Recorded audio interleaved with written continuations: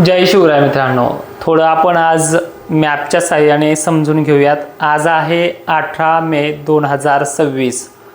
Monsoon Andaman Nicobar पार करून केरळच्या दिशेने काही दिवसांमध्ये पोहोचत आहे। म्हणजे 22 ते 23 तारखेपर्यंत केरळचा हा जो काही भाग आहे तो व्यापण्याचा अंदाज आहे आणि परिस्थिती जी आहे मान्सूनसाठी पूर्णपणे पोषक ठरते आहे। आणि याच परिस्थितीला पुढे चालून महाराष्ट्रापर्यंत येण्या अगोदर जे काही लो प्रेशर अरबी समुद्रात बनलेला आहे, या लो प्रेशरची दिशा पूर्णपणे इकडे ओमानकडे देखील जाण्याची शक्यता आहे। ट्रॅक वगैरे चेंज होणार नाहीये।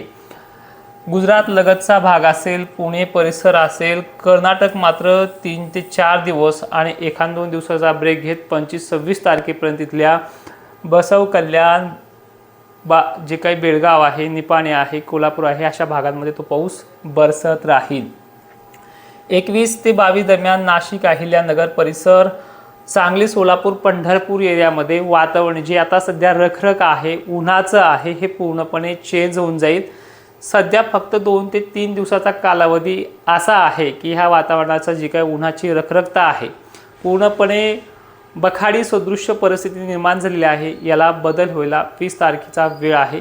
20 तारखेपासून एक दिलासादायक बदल होईल आणि या बदलामुळे तुमच्या मनात जे चाललेला प्रश्न आहे त्या प्रश्नाला उत्तर 20 तारीख देईल। पण 20 तारीख म्हणजे पाऊस स्टार्टअप करणारी नाही आहे, कारण की मान्सून प्रचंड वेगाने आपल्या भारताचा अनेक भाग व्यापण्यासाठी हा कालावधी जो आहे 20 पासून ते 25, 26, 27, 28, 29, 30 तारखेपर्यंतचा जो कालावधी आहे, मग ह्या एका आठवड्यामध्ये म्हणजे 20 पासून ते 30 पर्यंत काय होईल हे देखील लक्षात घेऊयात मे दरम्यान। तर ही परिस्थिती जी आहे ही थोडी सुधारत आता जे टेम्परेचर आहे भोकरदन, जाफराबाद, विदर्भातलं हे 23 तारखेपासून सुधारणार आहे। कमी होत होत 35 ते 36च्या दरम्यान येऊन जाईल। गावखेड्यामध्ये तालुक्यानुसार एखादा टक्का शिल्लकही राहू शकतो, पण जे सध्याचं जे तापमान आहे याच्यामध्ये मग आता 1 तारखेचा समजून जर घेतलं तर 20 तारखेपासून ढगाळलेली परिस्थिती 21-22 तारखेदरम्यान ही पूर्णपणे पुणे, दक्षिण महाराष्ट्र, छत्रपती संभाजीनगरचा वरचा भाग, नाशिक क्षेत्र, धुळे जिल्हा, पुणे परिसर याच्यामध्ये काही ठिकाणी पाऊस वगैरे ह्या 2-3 दिवसामध्ये म्हणजे 22-23 पर्यंत हा देखील बीड वगैरे भाग, लातूर भाग या भागात पाऊस आहे। पाऊस सर्वदूर नाहीये हा लक्षात घ्या, कारण की सांगण्याची पद्धत जी आहे ही समजण्यासाठी आपण ह्या मॅपवरती आलेलो आहेत की पाऊस सर्वदूर नाहीये, पण या वातावरणामुळे जे टेम्परेचर आहे तुमच्या मनातला जो काही गैरसमज आहे तो ह्या वातावरणापासून स्टार्टअप होईल। निसर्ग हा एका रात्रीमध्येही चेंज होतो। तुम्ही गेल्या वर्षी पाहिलंय की जसं बोललो होतं आपण की एका रात्रीत पाऊस दाखवेल वगैरे, त्या गोष्टी ॲक्च्युली सक्सेस पण झाल्या होत्या। ह्या वर्षी सुद्धा ते होणार आहे। फक्त ह्या बखाडीमध्ये वातावरण क्लिअर झालं की अल निनोचे मॅसेज बातम्या लगेच येतात आणि वातावरण आभाळाचं झालं, थोडीफार पावसाला सुरुवात झाली, लगेच चेंज होतं की मान्सून चांगला आहे वगैरे वगैरे गोष्टी ह्या बातम्या येत राहतात। आभाळ पाहून आपण अंदाज देत नाहीये। आणि विषय महत्त्वाचा आहे की मेन मुद्दा जो आहे आपला त्या मुद्द्याकडे येऊयात की आता ह्या 21-22 पासून जे वातावरण सक्रिय होणार आहे ते वातावरण हळूहळू मध्यंतरी याच्यात आज हे जे 2-4 दिवसापासून चालू आहे ही बखाडी सदृश्य परिस्थिती नाही आहे, पण इथून पुढे जसा जसा काळ 24 तारखेपर्यंत वाढेल, 25 तारखेपर्यंत जाईल, तसतसं महाराष्ट्रामध्ये ठिकठिकाणी पाऊस पडायला सुरुवात देखील होणार आहे। पावसाची व्याप्ती 100% नाही आहे, पण जे वातावरण थांबलेलं आहे ह्या 2-4 दिवसामध्ये त्याला एक चांगला दिलासादायक बदल मिळेल। महाराष्ट्रातल्या सर्व जिल्ह्यांमध्ये तुरळक ठिकाणी का होईना ह्या 24-25च्या पासून स्टार्टअप होईल आणि 27 पासून थोडा जोर वाढत हा जाईल। पण ह्याच आठवड्यामध्ये शेवटच्या 30 तारखेपर्यंत तुम्हाला असा बदल दिसेल की आता जे 2-4 दिवसात वाटायला लागलं की हा पाऊस आहे, बखाड आहे, मान्सून कमकुवत आहे।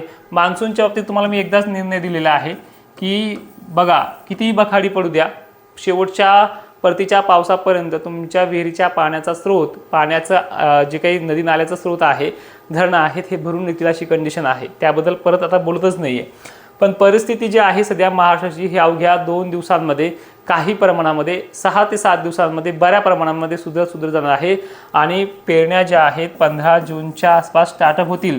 आणि काही ठिकाणी तर असं होईल की ह्या 25 मे पासून आणि 30 मे पर्यंत पडलेल्या पावसामुळे सुद्धा पेरण्याला मशागतीला वेग वाढायला सुरुवात होईल. आता काही जण म्हणतील 25लाच प्रश्न करतील, तुम्ही 25ला पाऊस सांगितला, 25 ते 30 ह्या दरम्यानमध्ये त्या पद्धतीनं पाऊस पडणार आहे, जो 20% 25% या पद्धतीनं बरसत राहणार आहे. त्यामुळे ही गोष्ट लक्षात ठेवा. आज पहिल्यांदाच मी मॅपवरती आणि सगळ्यांना जे सांगायचं ते ह्या सोशल मीडियाच्या अंतर्गत सांगण्याचा प्रयत्न करतोय. ठीक आहे, मग आता ॲक्च्युअल विभागानुसार खानदेश असेल, खानदेशच्या पेरण्या मी मागे पण सांगितले 18 तारखेपासून ते 25 तारखेपर्यंत आटपून जातील. मराठवाड्याच्या पेरण्या ज्या आहेत त्या 15 किंवा काही ठिकाणी 14ला स्टार्टअप होतील, पण 22 तारखेपर्यंत आटपून जातील. त्यानंतर विदर्भाची कंडिशन सेम आहे, जे विदर्भाच्या बाबतीत आहे.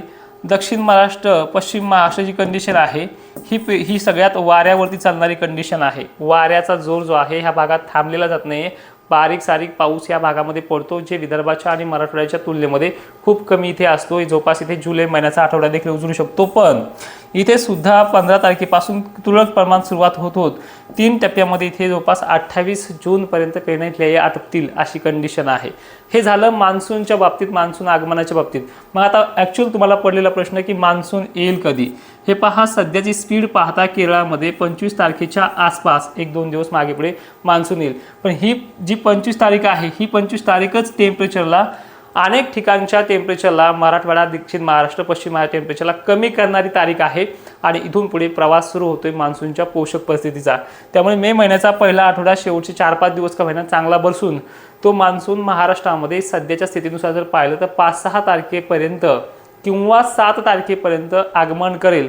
त्याही अगोदर 4 तारखेपर्यंत अनेक कोपऱ्यामध्ये तो प्रवेश करेलच. पण तो मान्सून आल्याच्या नंतर लगेच पाऊस स्टार्टअप होत नाही आहे. 5-6 तारखेच्या दरम्यान जो आलेला मान्सून आहे, बरेच सगळे भाग व्यापायला 7 तारीख लगेच स्टार्टअप होणार नाही. कारण की मोसमी वारे एवढे प्रचंड असतात की ह्या वाऱ्यामुळे तो पाऊस पुन्हा 2-4 दिवस लांबू शकतो. आणि एक्झॅक्टली आपण ती 15 तारीख पूर्ण रिसर्च करून सांगितलेली आहे. आता मेन विषय येतोय माझ्या अंदाजाबद्दल, की अनेक लोकांना फक्त एक अंदाज मागे पुढे झाला आहे, तो सहन झाला नाही.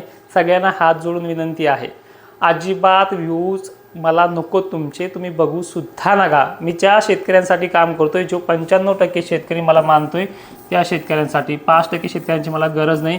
आणि एक्झॅक्टली हे 5% शेतकरीच नाही, मुद्दाम एक चुकी काढण्यासाठी टपून बसलेले हे महानग आहेत. ह्या 5% लोकांनी अजिबात येऊ नका. परत सांगायची गरज पडली नाही पाहिजे. मी असा पहिला यूट्यूबर आहे, फेसबुक सोशल मीडियावरती काम करत आहे. मला व्ह्यूची अजिबात गरज नाही. तुम्हाला वाटत असेल हे पैशासाठी चाललंय, अजिबात नाही. अजूनही जाहिराती मी घेतल्या नाहीत, पण इथून पुढे जाहिरातीचा मी सुद्धा आता हकदार होणार आहे. मला त्या घ्यावाच लागतील, कारण की तुमच्या भल्याचा विचार केला ते मला नकोच. मी माझ्या ह्या 95% शेतकऱ्यांचा विचार करतो, जे कधीच कमेंट करत नाही, ऐकतात, शांतपणे समजून घेतात. आणि अजून पावसाळा बाकी आहे, सगळ्या गोष्टी स्पष्टपणे समोर येतील. कारण की मान्सूनचा जो हा काळ असतो हा किचकट असतो. या जून महिन्यामध्ये अंदाज काही प्रमाणात चुकतात सुद्धा. ठीक आहे, जय शिवराय, धन्यवाद.